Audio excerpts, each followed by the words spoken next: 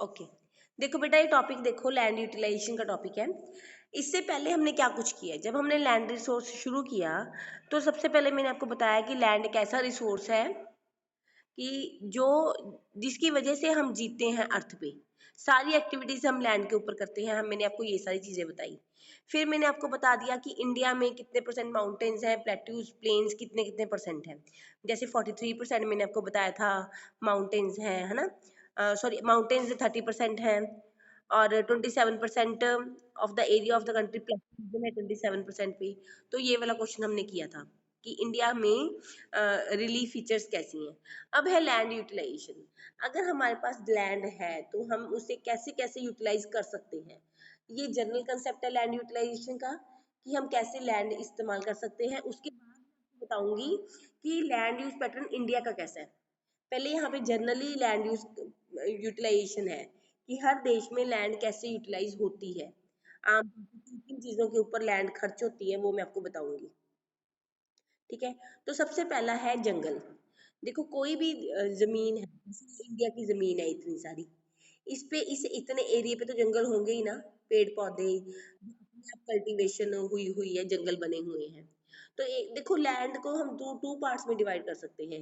एक तो जिसपे खेती बाड़ी होती है, एक जिसपे खेती बाड़ी नहीं होती। तो सबसे पहले नंबर पे ये वो जगह जिसपे खेती बाड़ी नहीं हुई, वो कौन सी जगह है, वो है जंगल। सबसे पहले नंबर पे लैंड यूटिलाइजेशन में आ गए हमारे फॉरेस्ट। फिर दूसरे नंबर पे आई वो लैंड जो इस पे कल्टीवेशन नहीं होती, खेती बाड़ी हो ही नहीं सकती, एग्रीकल्चर हो ही नहीं सकती। जैसे कि barren and waste land. Barren land क्या होती है, बंजर जमीन, जिसमें थिन सॉइल है, सैंड है, डेजर्ट है। वेस्ट लैंड है जिसपे, मतलब अगर डेजर्ट है, राजस्थान में चले जाओ, डेजर्ट में वहां पे होती ही नहीं है एग्रीकल्चर। तो ऐसी जमीनें जिन पे एग्रीकल्चर हो ही नहीं सकती, वो दूसरे पॉइंट में आ गया। एक तो वो जमीनें जिन पे एग्रीकल्चर नहीं हो सकती, एक वो जिस पे हमने बिल्डिंग्स बना ली, सड़कें बना ली, फैक्ट्रियां बना ली, वहां भी नहीं अब एग्रीकल्चर हो सकती। ठीक है, तो हम लैंड को यूटिलाइज कर कहाँ कहाँ होती है वो बता रही हूँ। पहले नंबर पे मैंने आपको बताया जिस जमीन पे जंगल है। दूसरा, बैरन और वेस्ट लैंड, जिस जमीन पे एग्रीकल्चर हो ही नहीं सकती। और उसका ही एक पार्ट है नॉन एग्रीकल्चर यूजेस, जिस जमीन पे हमने बिल्डिंग्स, रोड्स और फैक्ट्रीज बना ली। उसके बाद जो लैंड बची उसमें देखो, ठीक है, ये सारी चीजें कर ली। उसके बाद हमारे पास बची अदर अनकल्टिवेटेबल लैंड। ठीक है, other uncultivated land. Other uncultivated land वो लैंड जिसपे एग्रीकल्चर हो सकती थी पर हमने की नहीं। अदर अनकल्टिवेटेड लैंड कौन सी है, कि जिसपे एग्रीकल्चर हो सकती थी पर नहीं हो रही। जैसे कि वो लैंड जो परमानेंट पास्चर के लिए छोड़ दी, यानी कि पशुओं के चरने के लिए ना, कुछ पशु भी तो इस अर्थ का एक पार्ट ही है। उनको भी तो चारा चाहिए, उनको भी तो चरने के लिए कोई जमीन चाहिए। तो ऐसी जमीन जिसके ऊपर चारा उगता है, जो पशुओं के चरने के लिए रखी गई है, तो उस पर भी खेती बाड़ी नहीं हो रही, तो वो क्या हो गई, वो अदर अनकल्टिवेटेड लैंड होगी ना। ठीक है, ऐसी जमीन जिसपे पॉस्चर, पशु चारे के लिए छोड़ी गई है, जिसपे ग्रेजिंग लैंड है जो। ठीक है, और कुछ ऐसी जमीन भी तो होगी जिसके ऊपर ट्री क्रॉप्स होंगी। जैसे आप जाते हो, कहीं हम जाते हैं तो सड़कों के किनारे कितनी कितनी जमीन पे, सब जमीन पे ट्री उगे होते हैं, पेड़ उगे होते हैं। ग्रूव्स होता है बाग, यानी कि ऐसा प्लेस जिसपे क्रॉप्स लगी हों। तो वो सारी जगह land under miscellaneous tree crops, जगह जगह जहाँ पे ट्रीज ग्रो हुए हैं। जंगलों की बात नहीं कर रही मैं, आम भी तो खाली जमीन पे ट्री ग्रो हुए ही पड़े होते हैं, उसको भी हम अदर अनकल्टिवेटेड लैंड में इंक्लूड करेंगे। और उसके बाद तीसरी है जो अदर अनकल्टिवेटेड लैंड है, वो है कल्चरेबल वेस्ट लैंड। इसका मतलब ये है कि ऐसी जमीन जिसके ऊपर एग्रीकल्चर हो सकती थी, पिछले 4-5 सालों से उस पर एग्रीकल्चर नहीं हुई। जैसे कि आप, जो लोग एग्जाम्पल के लिए, हम लोग जैसे शहरों में प्लॉट नहीं लेके रख देते, बारों बार हमारा प्लॉट पड़ा होता है खाली, हम लोग उसकी चार दीवारी करके छोड़ देते हैं। जमीन तो उसकी एलोविली एलोविली है, हम उस पर खेती तो कर ही सकते हैं पर हम नहीं करते। तो 4-5 सालों से एवं ही पड़ी है, that is culturable waste land, उस पर भी एग्रीकल्चर नहीं हो रही। ठीक है, तो मैंने आपको क्या कुछ बता दिया। अब एक तो मैंने आपको बता दिया जंगल, जिस लैंड यूज है, जैसे ये लैंड यूज है, इसमें ये पार्ट तो हो गया जंगल। उसके बाद इतनी जमीन है, येलो कलर से मैंने बना दी, ये बैरन लैंड है, वेस्ट लैंड है, इस पे एग्रीकल्चर हो ही नहीं सकती। ठीक है। सपोज करो इतनी जमीन के ऊपर फैक्ट्रियां हैं हमारी, रोड्स है हमारी, ठीक है।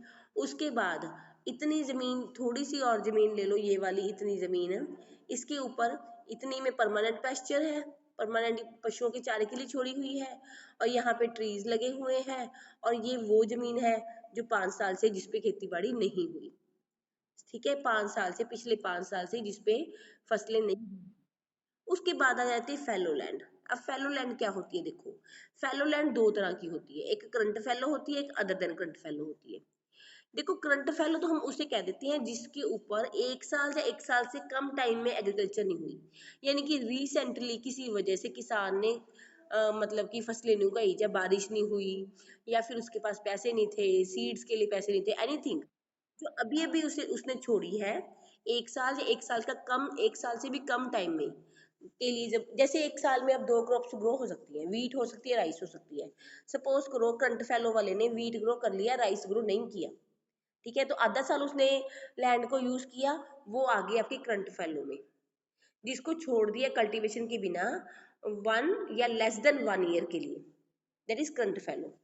अब आप कहोगे मैडम 5 साल से ज्यादा वाली तो कल्टीवेटेबल वेस्टलैंड होगी, 1 साल या 1 साल से कम वाली करंट फैलो होगी, 5 साल से ज्यादा वाली कल्चरेबल वेस्टलैंड होगी, बीच वाली कहाँ गई, 1 से 5।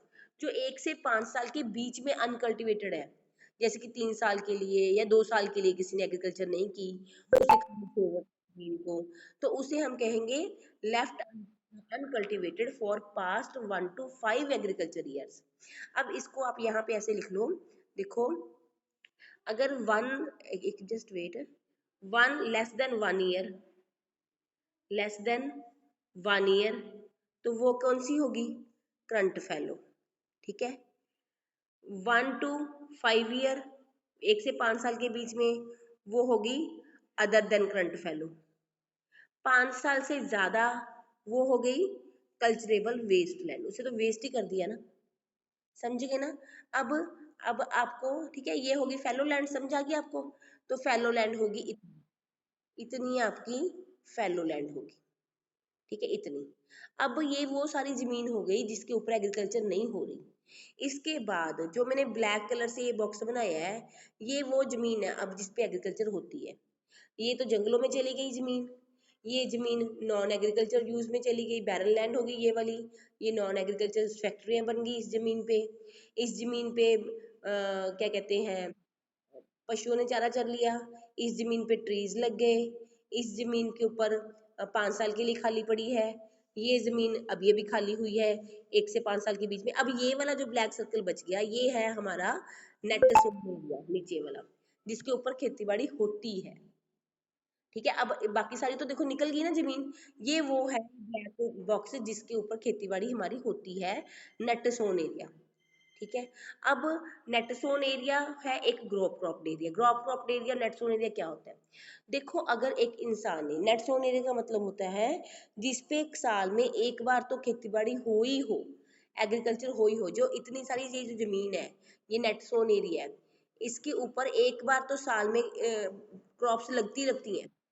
पर सपोज करो इसमें से मैंने ये रेड बॉक्स बना लिया, ये वाला छोटा सा, इस जमीन पे 2 बारी क्रॉप्स ग्रो हो गई एक साल में, 2 बारी हो गई, फार्मर ने एक बारी राइस ग्रो कर लिया, फार्मर ने एक बारी वीट ग्रो कर लिया, एक साल में 2 बारी कर ली, नेट सोन एरिया के इतने से एरिया में, तो इसको हम कहेंगे gross cropped area. Net sown area तो पूरा एक बार ही क्रॉप ग्रो हो, पर अगर थोड़े से हिस्से पे एक से ज्यादा बार फसल ग्रो हो गई, तो उसको टोटल एरिया में हम प्लस कर लेंगे और वो ग्रॉस क्रॉप्ड एरिया हो जाएगा। अगर ये बात समझ आ गई तो मुझे मैसेज करो, नहीं तो मैं रिपीट कर दूंगी, ठीक, मैसेज करो बेटा। ये है हमारी टोटल लैंड, एक मिनट मैं यहाँ पे बनाती हूँ, ये है हमारी टोटल लैंड, ठीक है। अब इसमें से हमने इतने एरिया पे कर दिए जंगल, फॉरेस्ट कर लिए, ग्रो कर लिए फॉरेस्ट, इतना एरिया हमारे फॉरेस्ट्रीज के काम आ गया, और इतने हम एरिया में हमारी हो गई नॉन एग्रीकल्चर यूज, यानी कि रोड्स बिल्डिंग्स वगैरह। Net sown area older plus now new multiple crop land, चलो गया, तो ये हमारी होगी रोड्स बिल्डिंग्स होगी।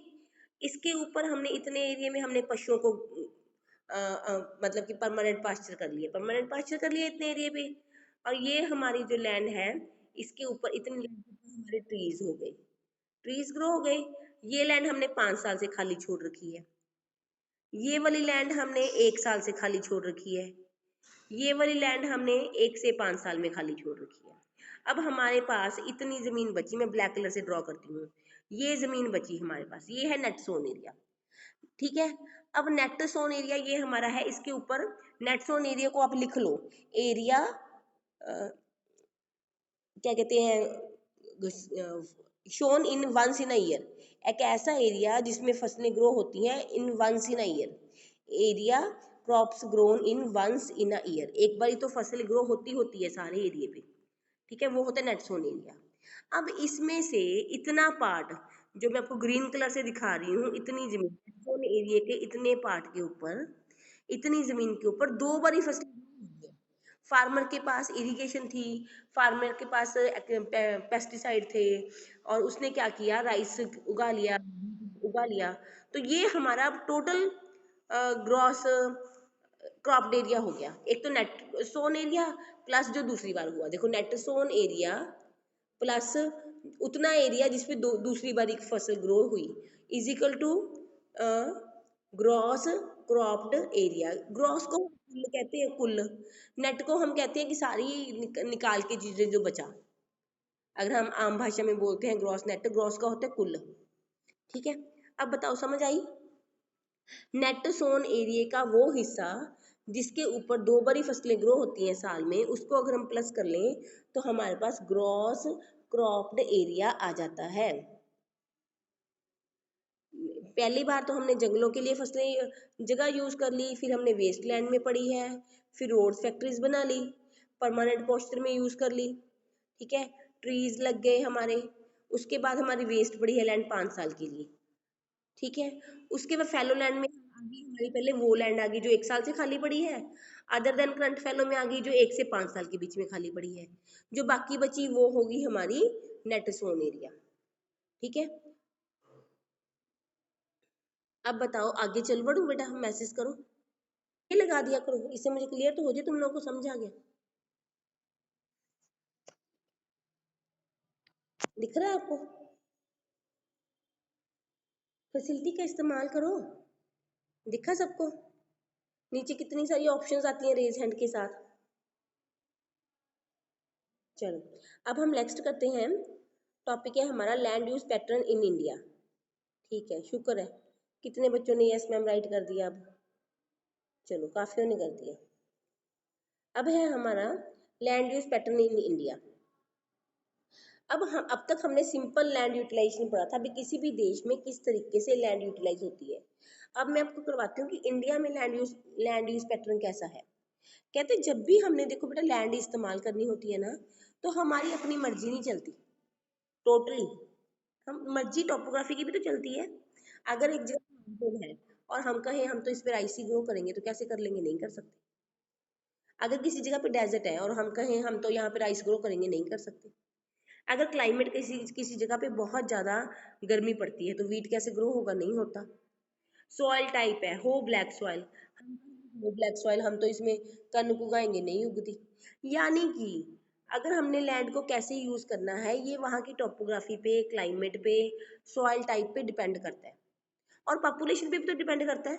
अब पंजाब है, पंजाब में लोग रहते बहुत ज्यादा है, डेंसली पॉपुलेटेड है पंजाब, तो वहाँ पे हमें और यूजेस के लिए, सड़कों के लिए, बिल्डिंग्स के लिए जगह चाहिए ही चाहिए। अगर डेंसली पॉपुलेटेड होगा तो लोगों के घर तो बनेंगे ही। टेक्नोलॉजिकल कैपेबिलिटी कितनी क्या किसी जगह पे, किसी एरिया में। अब शहरों में तो टेक्नोलॉजी काफ़ी होती है, तो वहाँ पे लैंड यूज़ वैसी होगी। विलेजेस में टेक्नोलॉजी कम होती है, वहाँ पे लैंड यूज़ वैसी होगी। कल्चर कैसा है, ट्रेडिशन कैसा है। अब हमारे कल्चर में फिश खाना है ही नहीं, तो इस एरिया में फिशिंग का काम चल ही नहीं सकता। कहने का मतलब है कि लैंड यूज पैटर्न कैसा होगा, ये काफी चीजों पे डिपेंड करता है भी कौन सा देश अपनी लैंड को किस तरीके से इस्तेमाल करता है। ये वहाँ के क्लाइमेट के ऊपर, वहाँ की सॉइल के ऊपर, वहाँ की टोपोग्राफी के ऊपर, टोपोग्राफी मतलब माउंटेन, प्लेट्यू, प्लेन क्या है, इस चीजों के ऊपर भी डिपेंड करता है। और ये सारे फिजिकल फैक्टर हैं, इसके बिना ह्यूमन फैक्टर्स पे भी डिपेंड करता है।